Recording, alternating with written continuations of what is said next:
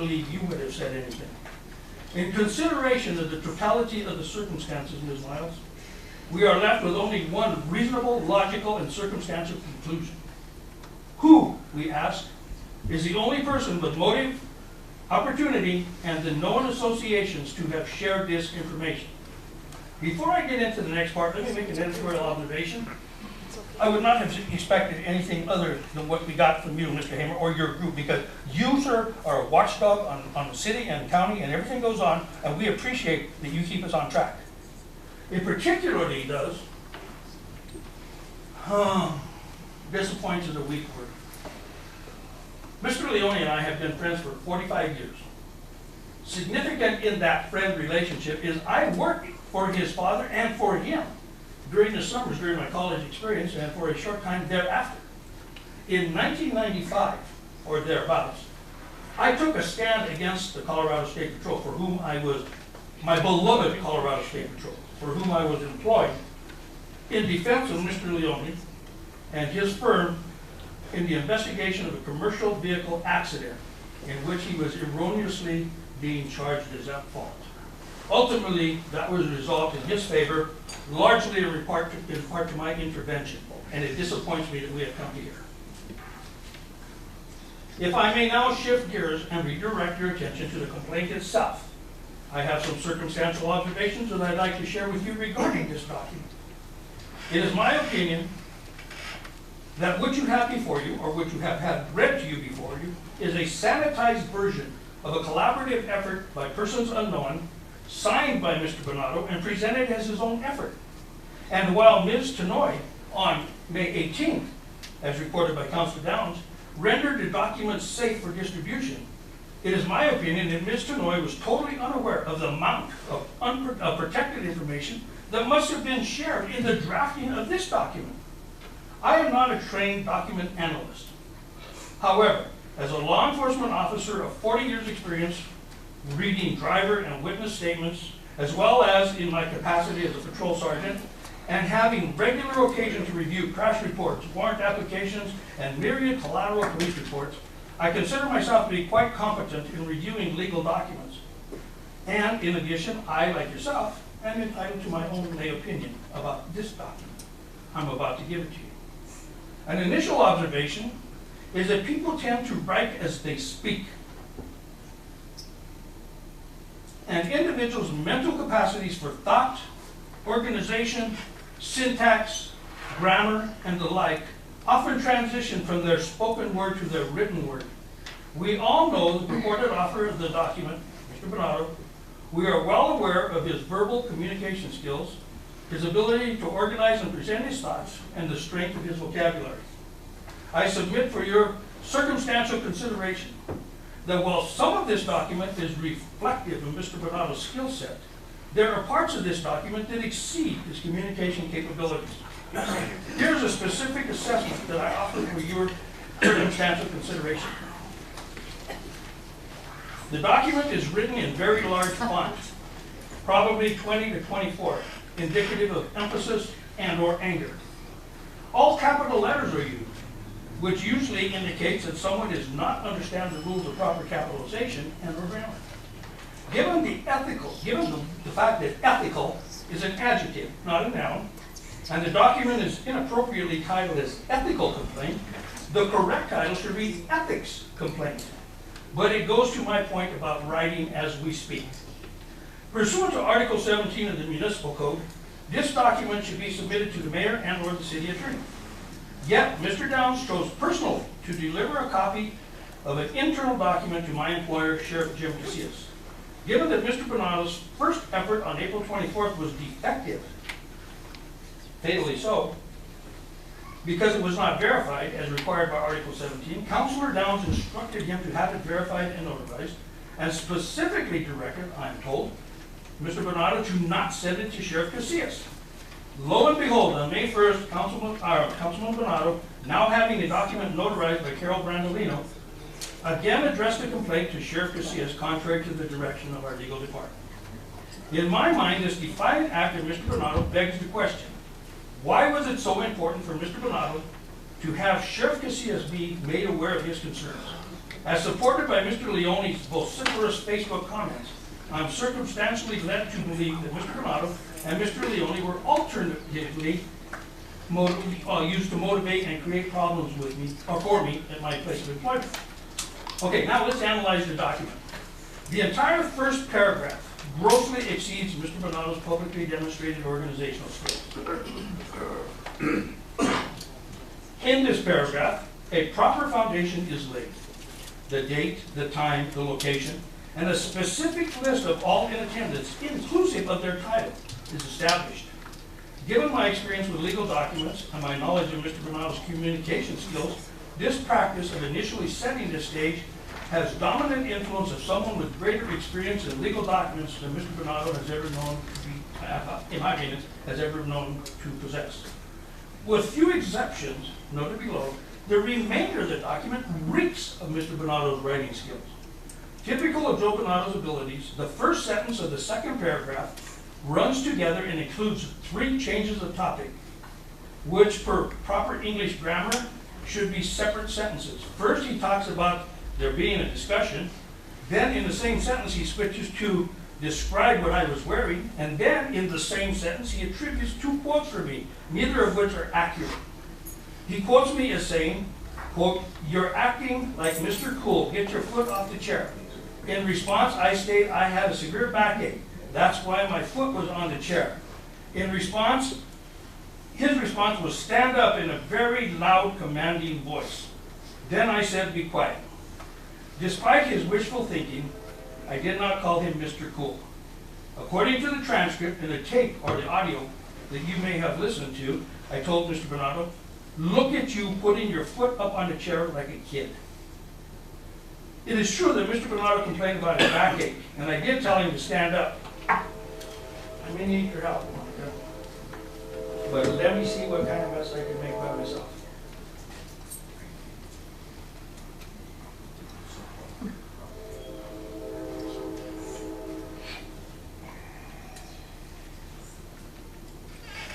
Okay. It is true that Mr. Bonato complained about a backache, and I did tell him to stand up. Because as this photographic evidence will demonstrate, and your memories will serve you, Mr. Bonato usually just stands to stretch his back in place. I submit for your consideration photographic evidence. Lastly, Mr. Bonato quotes himself as saying that he told me to be quiet, when the recording and transcript indicate that what he really said was, you shut up. The next sentence in the paragraph is likewise disjointed, incorrect use of quotation marks that runs together 3 separate sentences or thoughts.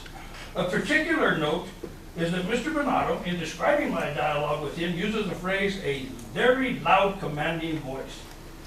I am compelled, as I suspect you are, to disagree with that phrase, being anything remotely included in his vocabulary. I could hear him say that I yelled at him, or I could hear him say that I was shouting, or that I was being loud, but a loud, commanding voice? That's something that those persons who write police-oriented documents would normally phrase. Okay? In levels of force, officer presence in the uniform, representing our community's authority, is level 1. Level 2 is verbal direction. That's where you get loud, commanding voice. Level 3 is soft, empty hand techniques. And then we progress to deadly force. I'm particularly offended by the contents of Mr. Bonato's 3rd paragraph. I understand that he may have been afraid of me, but I submit that my walking to the trash can, as you may recall, hardly constitutes a threat to him. Put that together with Mr. Leone's comment, who attacked who at City Council, and one can be led to believe that I was beating Mr. Bonato with his cane. I take particular issue with the implication that I was wearing a uniform and being armed and walking to the trash can, that I approached Mr. Bonato in a threatening manner. Mr. Bonato, given his proclivity for drama, suggests that I irresponsibly threatened to use deadly force. I will reserve the right to return to this topic and discuss it more properly in a little while. In the 5th paragraph, Mr. Bonato incorrectly quotes me again. He says I told him, if it wasn't for you, we wouldn't be in this executive session discussing a new city manager. You're the reason Gabe England left. Actually, if you read the transcript and if you listen to the tape, I told Mr. Bonato when he decided not to participate in the vetting process, according to the transcript of this meeting, I said, if you don't like who we picked, you can run him off like you did the last week.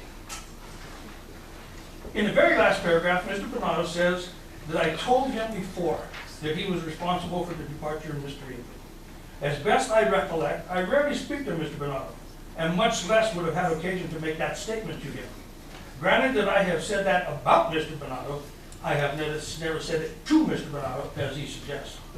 For the record, I want to make the point by saying that Mr. Bonato, as I have come to expect, misspelled Mr. England's name.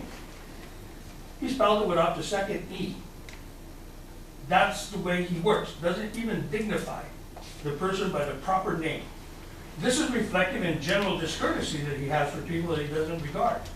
To emphasize this point, let me say, the manager before was named Ed Gil-DeRubio, and yet I have heard Mr. Bonato refer to him as Gil Rubio. Now I would like to direct your attention to the night of April 20th, going back to the time matter, and the executive session meeting that was held at council chambers. On this particular night, the meeting was scheduled for 5:30, as a matter of convenience to all of us. That's the exact same time I am discharged from my duties at the Los Angeles County Courthouse. In anticipation, when I remember, I will take clothing and change. But see, that compromises things because I can't be out of uniform enforcing law there. You understand my point? So it's a very short window of time. So, as luck would have it, I was able to slip away on that day early, but I didn't have time to go home and change, nor did I have time to go get anything to eat. You see, I'm a diabetic, and it's important that I maintain a proper sugar level. And missing the evening meal could have been problematic. It causes a low blood sugar, which may cause some to believe that I'm being aggressive. When the truth of the matter is, it's a manifestation of my diabetes. You perhaps maybe have diabetes and understand what I'm saying. Well, you were quite fortunate. Okay, be that as it may, I didn't have time to change out of my work clothes. But one of the considerations I made is, this was not a public meeting. It was an executive session among an intimate gathering for a particular purpose. I was not representing the Los Angeles County Sheriff's Office, although the sheriff believes it's based on, and we'll get to that in just a minute. To refresh your memories, we had engaged the services of Austin Peters to help us with the employee classification. Based on that experience, when Mr. England left, we asked him to help us with this, yada, yada, yada. In fact, she came down scheduled time, I told you about that. Austin Peters went off to do what they do, and on April 20th, Beth Tatarko, representing Austin Peters. Oh, by the way, I did talk to Beth Tatarko. She wanted nothing to do with this. Her statements to me were, your people were there. You have enough. You don't need my statement. Okay, be that as it may, on April 20th, Beth Tatarko, representing Austin Peters, came to meet with us to present her work product. Joe Bonato came to do what Joe Bonato does. And I came to do what I do. It is important at this juncture for me to insert some personal observations that are germane to the successive portion of my defense to these charges. As evidenced by the many occasions that we have observed Mr. Bonato from his perceived position of authority at the dais when he addresses others, I conclude and have this personal opinion. On occasion, he demonstrates bully-like behavior. He frequently prefaces his remarks by announcing that he has vast experience from his many years of service on council. I respect that. From that springboard, you and I have witnessed that he chastised Mr. England. I have seen him scold Mr. Downs. I have seen him reprimand staff and address them in demeaning, condescending manner. Most prominent in my memory is referring to Mr. Valentine as Mikey. Even worse is the manner in which I have observed him addressing members of the public who appeared before us. I am referring to those occasions when a member of the public is particularly involved in the marijuana industry, not so much recently, but in the past, or when a new contract manager for the wastewater plant came to speak to us. Mr. Bonato, whenever he can, tries to make himself look big by making somebody else look small. I find this as repulsive as watching Donald Trump ridicule a handicapped reporter. Ladies and gentlemen of the Board of Ethics, I now direct your attention to the direct evidence of your individual memories, the audio recording and the typed transcript of the meeting of April 20th. In my experience with Mr. Bonato, He never has a better idea. He seldom has a different idea. But almost always he doesn't like your idea or the idea. On April 20th, Joe Bonato came to do what Joe Bonato does. Excuse me.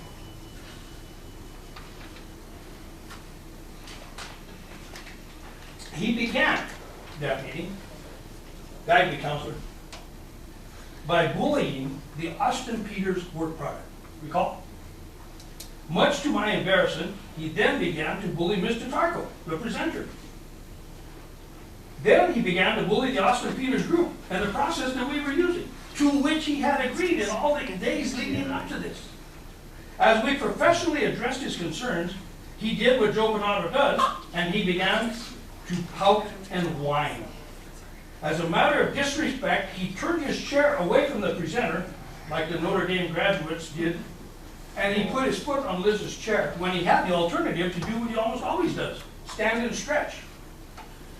This didn't work, and I told him that he needed to put his foot down. This is when I did what I do. I saw bad behavior. That has been my job for 40 years. Observe the driving behavior of others, take appropriate enforcement action. I saw bad behavior and moved to stop it by taking appropriate enforcement action. I told him he was acting like a kid, and mostly I was trying to parent him rather than police him. Not surprisingly, in his complaint, Mr. Bonato quoted me as saying that he was Mr. Cool, when I in fact was referring to him as a child. At this point, Mr. Bonato then played the victim card. My back hurts. That's when I have to put my foot. You have alternatives, professional alternatives. I again did what I do. I intervened and told him to stand up, as he usually does, to stretch his back. Listen to the tape, read the transcript. Except this time, he was going for dramatic effect. He had his chair turned away from this podium, foot on the chair. Having all these tactics fail, Mr. Bonato then became a quitter. He said that he was not going to participate in the vetting process, and he now called it an illegal action, a vote. Recall the reference from Mr. Hamer's post on Facebook? It was an illegal decision. It wasn't. It was a procedure in vetting. We took the strongest candidates, the strongest 3 candidates of the 6, and moved them forward for interview. Again, I did what I do, and I told Mr. Bonato, very inappropriately, that if he didn't like our choice, he could run that candidate off, as he has done before. And for that, sir, I apologize. I should not have said that to you. Mr. Bonato then wanted to run away, and he wanted to leave the meeting. However, Mr. Rico told him to sit down. In retrospect, I suppose I should not have usurped the authority of the chair in addressing Mr. Bonato as I did. I took your authority, Mayor, and I apologize for that. I was listening and waiting, but in the absence of any quick action from the chair, in my opinion, I inappropriately took it upon myself to control the meeting, and for that I apologize. In my defense, please consider this explanation. In my many years of responding to emergency situations as a law enforcement officer, particularly traffic crashes, I oftentimes arrived at the scene well in advance of medical personnel. I got there before the mayor. After securing the scene, I would move to initiate first aid if and when it was necessary. I didn't sit and wait for the ambulance. I took action. That's what I was doing that day, but I apologize. Hence, my professional experience has taught me to step up, intervene, control chaos, and establish order. For the record, I did meet with Mr. Tarko after that meeting to do two things. One, to apologize for my behavior in creating a conflict that she had to witness. Thank you. And secondly, to apologize for Mr. Bonato having treated her as rudely as he did, in my opinion. Before I lastly address the matter of accusing me of deadly force encounter, I am compelled to make the following observations about with which the motivation of this campaign is purely a harassing political tool.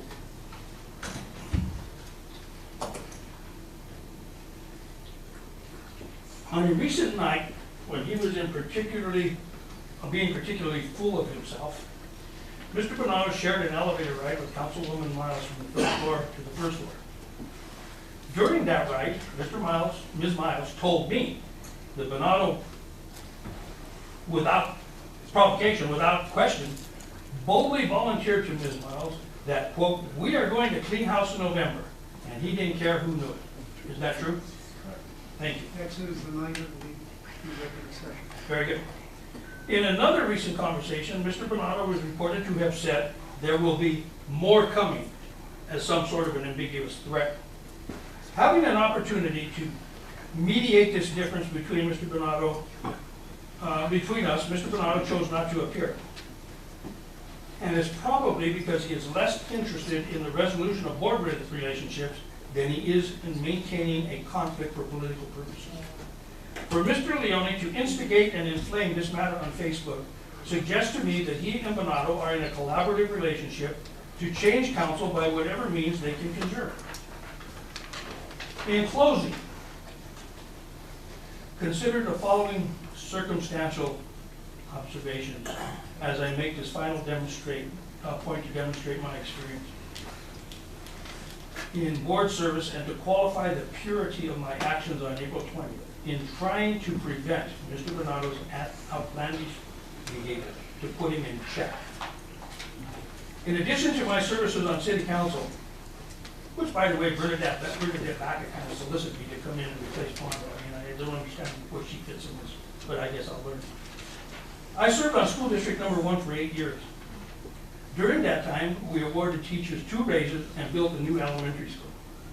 I was awarded the McGuffey Award for excellence in board service. I also was on the E911 Authority Board for 2 terms, that's 8 years, as a representative of the City of Trinidad, and I did in fact serve as chairman. I was also a court-appointed representative of the Vail Board, having had a relationship with Judge Bell, the Chief Justice for the district. I was twice appointed by Judge Bell for 2 consecutive terms, and likewise served as chairman of that group. The Huerfano Los Angeles County Council of Governments, I represent the City of Trinidad and a member of that board. I am a member, or I was a member of the Parish Council for Mount Carmel Church, and I am a member of the Parish Council for Holy Trinity Church. I also was heavily involved in the Italian Club of Trinidad, and I did a stint as president. In his complaint, Mr. Bonato references that I was armed with my duty weapon. Mr. Hemmer makes a significant point of that. And that I was approaching him in a threatening manner. Mr. Leone tried his best to kindle the idea of a physical conflict between Mr. Bonato and me on his Facebook post of April 27th. Ladies and gentlemen of the Board of Ethics, I leave you with this final thought to validate the absurdity of Mr. Bonato's complaint that I used deadly force to threaten him. In the course of my 40 years, I have worn a badge and carried a gun to work every day, 40 years.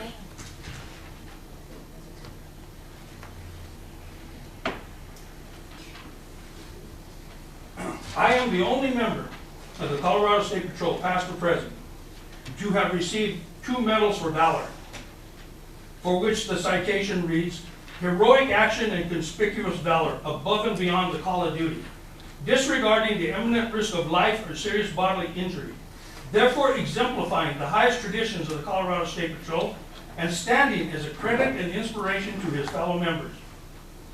I was likewise twice recognized by the 100 Club of Denver as the Colorado State Patrol Officer of the Year. I was honored by the Southern Colorado Peace Officers Association as the Officer of the Year.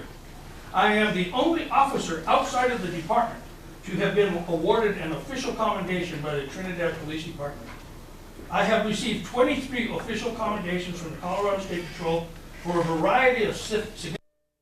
I have been shot and shot at in the performance of my duties where deadly force was justified. I have successfully secured the release of 4 people in 2 different hostage situations where deadly force was justified. I have been in high-speed pursuits where deadly force was justified. I have had 2 drivers try to run over me while I was deploying stop sticks to terminate pursuits where deadly force was justified. I have effected hundreds of felony arrests at gunpoint where deadly force was justified. Despite these opportunities where deadly force was justified, I have only discharged my weapon a handful of times in the course of my employment to destroy animals. That's what you do with a weapon. Do not point it at anything you're not willing to destroy. To destroy animals, both wild and domestic, who were injured in traffic crashes.